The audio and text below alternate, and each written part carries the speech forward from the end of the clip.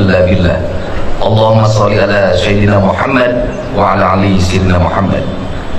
Hadirin sidang Idul Fitri yang berbahagia, baik yang ada di halaman Gedung Sate Provinsi Jawa Barat yang disebutnya Gazebo, maupun di seluruh Provinsi Jawa Barat yang terhampar di masjid-masjid, di tajuk-tajuk, di musola-musola, di halaman-halaman kantor alun-alun kabupaten kota, di halaman kantor alun-alun kecamatan, dan di halaman kantor alun-alun desa dan kelurahan di seluruh Provinsi Jawa Barat.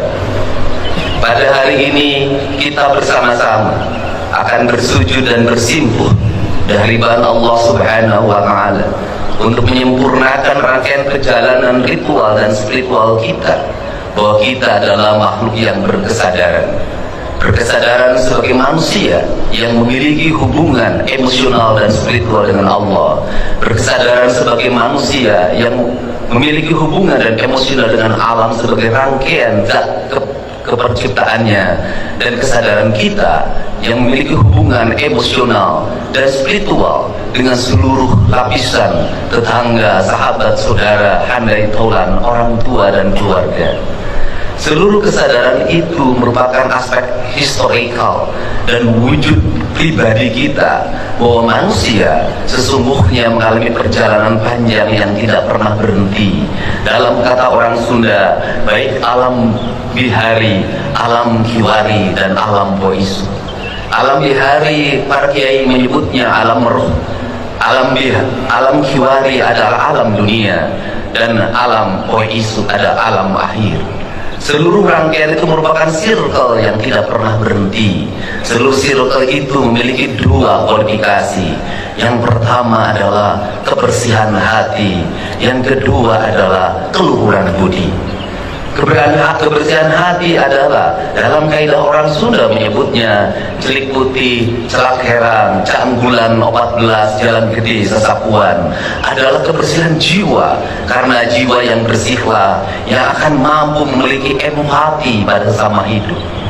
Maka tugas pemimpin sebagai gubernur Jawa Barat hari ini adalah bagaimana membangun rasa empati antara pemimpin dengan rakyatnya, bukan dengan ucapan tetapi dengan tindakan.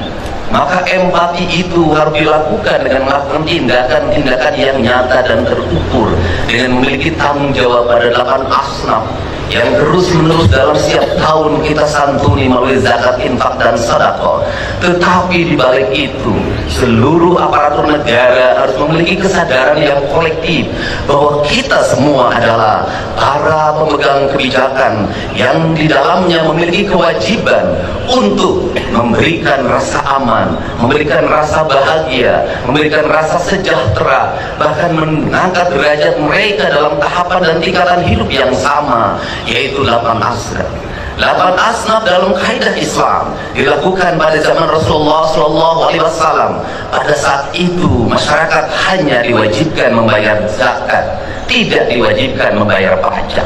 Sedangkan kita pada hari ini, para penyelenggara negara, baik eksekutif maupun legislatif, memegang kapasitas melakukan pengelolaan terhadap anggaran belanja dan pembangunan negara atau APBN, APBD, anggaran belanja dan pembangunan daerah Provinsi Jawa Barat.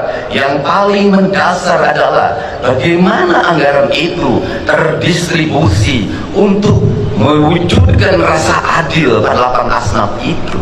Karena apa? Karena pada zaman Rasulullah, zakat memiliki fungsi pengelolaan negara yang dikelola oleh Baitul Mal. Sedangkan kita hari ini memiliki kedua anggaran. Yang pertama, Basnas mengelola keuangan melalui pembayaran zakat. Yang kedua, negara melakukan pengelolaan keuangan melalui APBD. Di balik itu ada infak dan ada sedekah. Sesungguhnya di Indonesia ini adalah pungutan untuk rasa adil masyarakat sangat banyak melebihi negara-negara lain. Tetapi kenapa yang menjadi problem? Justru keadilan belum terwujud, justru kemiskinan belum tertangani, justru orang-orang tidak mampu sekolah, tidak mampu membeli baju seragam, tidak mampu membeli sepatu sepatu, banyak pungutan di berbagai tempat. Sesungguhnya kita yang sholat dalam setiap hari 5 waktu, kita ini melakukan pengkhianatan terhadap apa yang menjadi tugas dan kewajiban kita sebagai penyelenggara negara. Alangkah malunya kita di hadapan Allah di negeri yang beriman dan beramal soleh ini, ketika pungutan negara ada, pungutan zakat ada, tetapi rasa adil belum terwujud. Berarti kita sebagai penyelenggara negara belum bisa memaknai dan memahami Islam secara paripurna.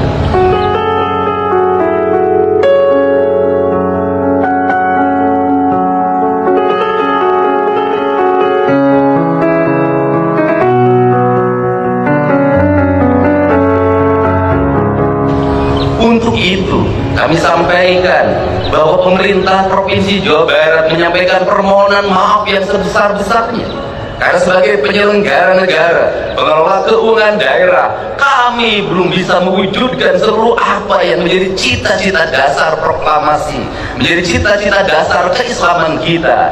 Dan kami dalam setiap detik, setiap menit, setiap jam, setiap hari, setiap minggu, setiap bulan, dan setiap tahun hanya bisa mempertanggungjawabkan secara administratif, secara yuridis, tetapi kami tidak bisa mempertanggungjawabkan secara paripurna.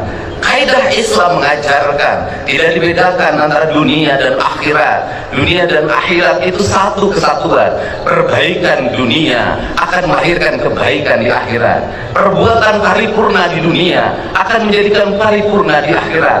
Maka pengelolaan keuangan negara itu adalah pengelolaan keuangan yang dipertanggungjawabkan di akhirat.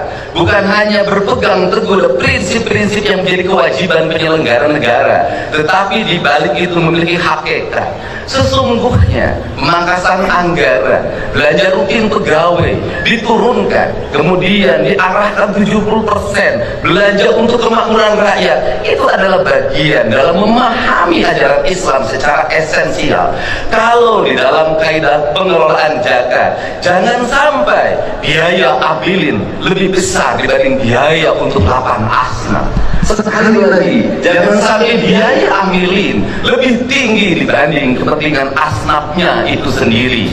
Dalam kaidah anggaran, jangan sampai biaya rutin pegawai, tunjangan jabatan, perjalanan dinas, ongkos kantor, belanja ATK jauh lebih besar daripada belanja untuk kepentingan kemakmuran rakyat itu sendiri.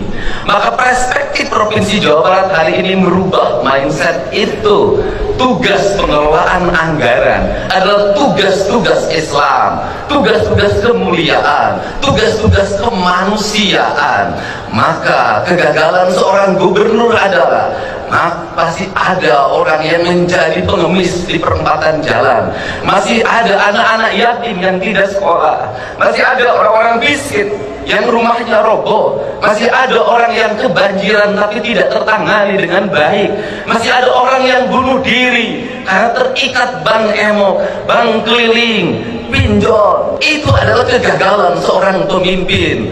Untuk itu, pada kesempatan hari ini saya mengajak pada seluruh penyelenggara negara di Provinsi Jawa Barat, para bupati, wali kota, para kepala desa, kepala kelurahan, mari kita bersama-sama memiliki kesadaran. Keislaman kita bukan dinilai dari umroh kita yang dilaksanakan setiap tahun. Keislaman kita bukan dinilai dari gamis yang kita pakai. Keislaman kita bukan dinilai dari peci hitam dan putih yang kita kenakan, dari sejarah yang kita hamparkan. Keislaman seorang pemimpin dinilai dari senyum rakyat dalam setiap waktu. Sekolah tidak mesti ngantri. Senyum rakyat dalam setiap waktu makannya tepat dan bergizi. Senyum rakyat dalam setiap waktu jalannya halus. Senyum rakyat dalam setiap waktu pupuk tidak sangat mudah didapatkan. Senyum rakyat dalam setiap waktu ketika sakit di rumah sakit, negara tampil dan hadir untuk mengobatinya. Dokter dan para medis tanpa membedakan kaya dan miskin datang dengan penuh senyumannya. Senyum rakyat dalam setiap waktu ketika seorang yang melahirkan penuh dengan kenyamanan, bayi yang terlahir dilayani oleh para medis dengan senyuman. Maka adalah kehinaan bagi seorang pemimpin apabila di Jawa Barat masih ada orang yang meninggal, mayatnya tak bisa pulang, ditahan di rumah sakit karena belum bisa bayar atau BPJS yang nunggak. Bayinya ditahan di rumah sakit karena belum bisa bayar atau BPJS nunggak. Anak-anak tidak bisa sekolah, orang-orang miskin makan hanya dengan garam, rumah roboh atau bocor, sedangkan negara abai dalam fasilitasnya digunakan hanya untuk kepentingan pribadi, keluarga dan golongannya. Untuk itu, marilah kita jadikan kesadaran 1 Syawal 1446 Hijriah ini adalah sebuah kesadaran kolektif, kesadaran ritual dan spiritual kita sudah sangat tinggi. Pejabat umroh ngantri, orang-orang kaya umroh ngantri, masjid-masjid Jumat penuh, mimbar-mimbar penuh, ceramah-ceramah dalam setiap waktu. Itu baik, tetapi lebih baik secara substansial adalah dana-dana yang kita miliki digunakan untuk menangani orang-orang fakir, orang-orang miskin, kaum mustadafin, kaum du'afa, orang-orang fafa, orang-orang yang merintih dalam setiap waktu meminta pertolongan tapi abai orang untuk menolongnya. Kesadaran itulah yang diperlukan oleh negeri hari ini. Maka jihad kita para pemimpin hari ini adalah jihad menahan hawa nafsu kita untuk menyerap anggaran untuk kepentingan kita, kemudian kita mengorbankan diri kita, emosi kita, keinginan kita untuk membelanjakannya untuk kepentingan masyarakat yang lebih luas, agar kita kembali pada kesadaran Undang-Undang Dasar 1945, agar kita kembali pada kesadaran keislaman kita. Maka terakhir, aneh kata di sebelah kanan kita ada bangunan yang dibangun dengan angka 60 juta golden, dengan tingkatan 6 ke atas dalam bentuk tusuk sate, dilakukan oleh pemerintah kolonial Belanda, oleh POC yang hidupnya hanya dari perkebunan teh, perkebunan karet, perkebunan Cina. Mereka mampu membangun jalan-jalan yang berkualitas, mereka mampu membangun bangunan-bangunan yang berkualitas yang masih digunakan oleh kita hari ini. Mereka mampu membangun bendungan-bendungan yang berkualitas. Pertanyaannya adalah, kenapa kita yang mengklaim kaum pribumi itu tidak mampu mengelola perkebunan? Jangankan membangun gedung seindah gedung sate, hanya mengelola kebunnya saja sudah tidak mampu dengan dikontrakkan kepada pihak lain, yang melahirkan longsor, kekeringan. Betapa kita sebagai beragama punya rasa malu di hadapan Allah Subhanahu wa Ta'ala. Betapa kita sebagai bangsa yang berpancasila merasa malu oleh POC. Oleh POC saja kita sudah kalah dalam melakukan pengelolaan, apalagi oleh bangsa lain. Untuk itu, mari kita bersama-sama tinggalkan keegoan ritual kita. Mari kita bersujud dan mohon ampunan kepada Allah Subhanahu wa Ta'ala. Dan bentuk pengampunan Allah Subhanahu wa Ta'ala, saya meyakini akan turun pada kita karena kita memiliki kesadaran bahwa kita adalah makhluk yang salah dalam pengelolaan kebijakan. Marilah kita minta maaf pada anak-anak miskin yang tidak bisa sekolah. Marilah kita minta maaf pada orang-orang miskin yang mereka masih tak sanggup makan sebaik makannya kita. Marilah kita minta maaf pada orang-orang fakir yang harus dia mencuri hanya untuk kebutuhan melahirkan keluarganya. Marilah kita minta maaf pada mereka, tinggalkan keangkuhan dan kesombongan kita.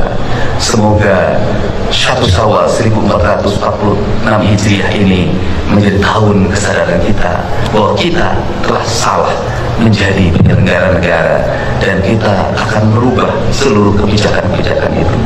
Dan saya menyampaikan permohonan maaf pada seluruh masyarakat Provinsi Jawa Barat apabila penyelenggaraan pemerintahan belum sesuai dengan apa yang diharapkan, apabila lama layanan rumah sakit belum sebaik yang diharapkan, apabila layanan pendidikan belum sebaik yang diharapkan, apabila layanan kesejahteraan publik belum sebaik yang diharapkan. Semoga kesadaran itu menjadi kesadaran emosional, kesadaran spiritual, kesadaran moral, emosional dan spiritual dalam istilah orang